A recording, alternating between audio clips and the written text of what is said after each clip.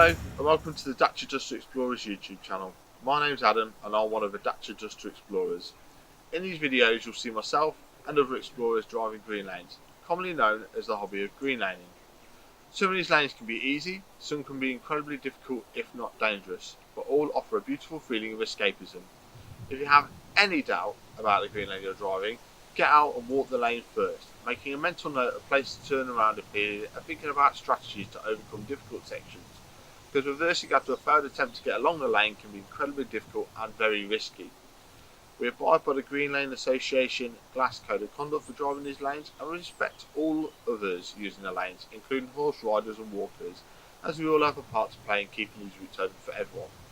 If you're thinking of green laning yourself, please consider joining the Green Lane Association to help fight to keep these lanes open and to help you understand more about this hobby. They also have a Trailwise 2 website which will significantly aid in your planning. Please don't forget to like and subscribe to the YouTube channel to get updates on new videos and check out our previous massive video collection. For more information head to the website www.daciadusterexplorers.co.uk, and finally, thanks for watching, stay safe and enjoy your trips.